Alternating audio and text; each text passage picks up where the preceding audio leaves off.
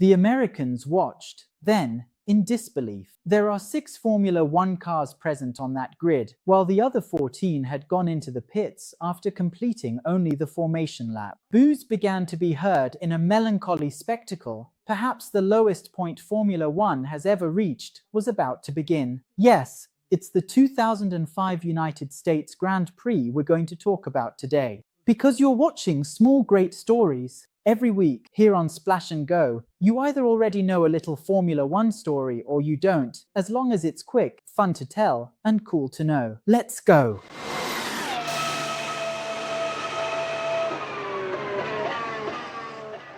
The 2005 United States Grand Prix, held on the road course inside the Indianapolis Oval, is a race that undoubtedly went down in history, but not for the reasons you might expect. There were no great overtakes, no spectacular performances, even though a Jordan, driven by the Portuguese Tiago Monteiro, made it to the podium. It was a day when Formula One ended up being a victim, perhaps of its own enormity, of its own rules, and ended up failing spectacularly in front of an audience it had always done everything to win over, and, once again, it ended in embarrassment. To understand what happened, you need some historical context. First, where were we racing? Formula One had tried to take off in the United States several times. Today, in 2025, that seems like a given. It's already work. We already have 3 races in Uncle Sam's Land: Austin, Miami, and Las Vegas, and there's even talk of a possible 4th. But up until then, Formula One had tried every possible way to take off. It had raced, even if just for show, on the actual oval between 1950 and 1960, tried Watkins Glen,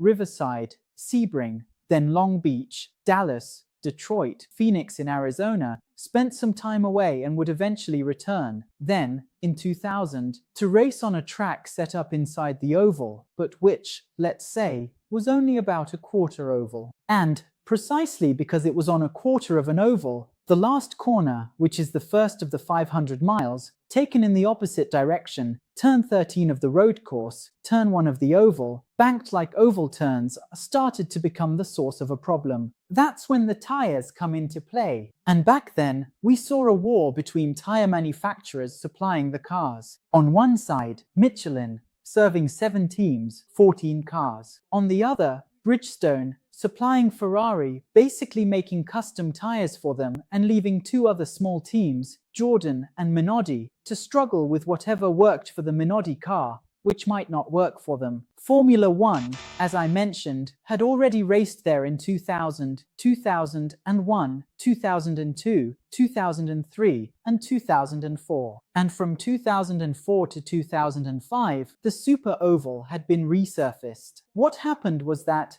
once resurfaced, with more abrasive asphalt and the performance gains that cars have from one year to the next, the tires, especially those from Michelin, which used more flexible shoulders, started to fail even during Friday practice, and a nasty accident involved Ralf Schumacher from Toyota. He ended up getting hurt, though not seriously, but it became clear things were bad. Michelin was called by the FIA to inspect its tires on the other cars and realized all of them showed signs of fatigue. The first suspicion was then a defective batch, and during the night from Friday to Saturday, a cargo plane brought new tires from France for all 7 teams running on French compounds. Saturday's free practice, Ricardo Zonta gets in the car to replace Ralf Schumacher and the tire fails again. Suddenly, then, Michelin realized if their tires were collapsing after just a few laps, in a year 2005, when you couldn't change them during the race unless there was a puncture, the fear that they wouldn't hold up, a fear that,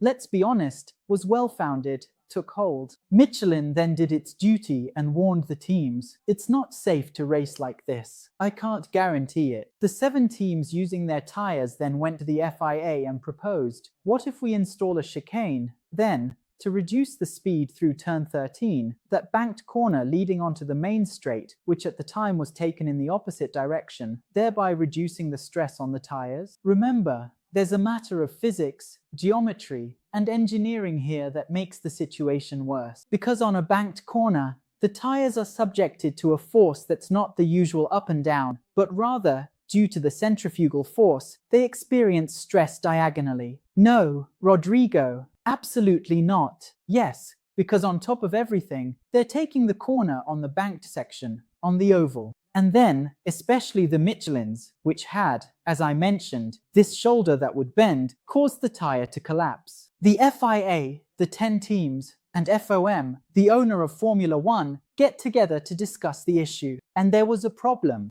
The FIA said, I come here months in advance and homologate the circuit as it is. The track is good for racing. The track meets the safety standards in its original layout. The problem isn't with the track. I'm not going to change the layout at the last minute. Michelin then said, it's not safe to race with these tires. I can't guarantee it. I'm warning you. If someone gets hurt, I've issued a letter. And on the other side, Bridgestone and Ferrari said, we have compliant tires. We're ready to race. And Ferrari, after years of dominance, hadn't won anything in 2005 and saw there the chance to maybe win at least one race, because by that point it was clear something would have to be done. And then the idea came up, mandatory pit stops for the cars running Michelin tires every 10 laps. And then the manufacturer said, I don't have that many tires. I brought in a cargo flight for regular use, but the race has 50-something laps. That would mean 4 pit stops for every car. The back and forth kept going. Race day was getting closer. On Sunday morning, no one had come up with a solution yet, and they even suggested that the cars on Michelin tires take the corner on the inside at a controlled speed. I don't know how. I keep wondering if they were going to set up a speed trap just to show how insane things had gotten. But of course, up to that point,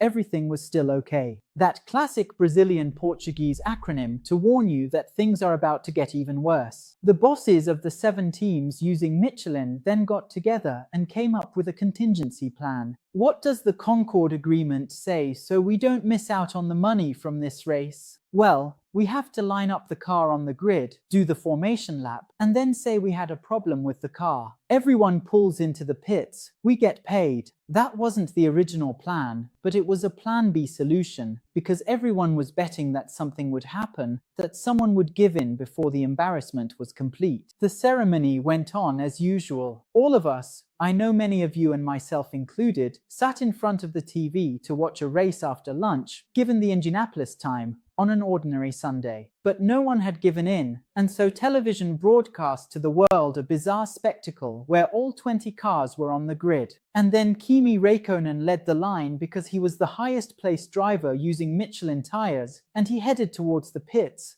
And after him, all 14 Michelin cars did the same. So on the grid, there were 2 Ferraris, 2 Jordans, and 2 Minardis, in a bizarre spectacle. 6 cars on the grid, and the American audience, already quite suspicious of that strange category of Europeans who race with different cars and don't stuff themselves with hot dogs like we do, perhaps witnessed Formula One at its lowest point. The result: the race took place with only 6 cars. Schumacher and Barrichello finished first and second, and in third place, marking Jordan's last podium in Formula One, Thiago Monteiro made it to the podium. Also scoring points were the other Jordan, driven by 𝘾𝙤𝙥𝙮𝙧𝙞𝙤𝙀, as well as Christijan Albers and Patrick Friesaker, the last 2 from Minardi. They also scored the last points for Minardi in Formula One, which would become Toro Rosso the following year. Bizarre. So, that was yet another little big story from Splash and Go on YouTube. I hope you enjoyed it. Leave a like, it's free, costs nothing,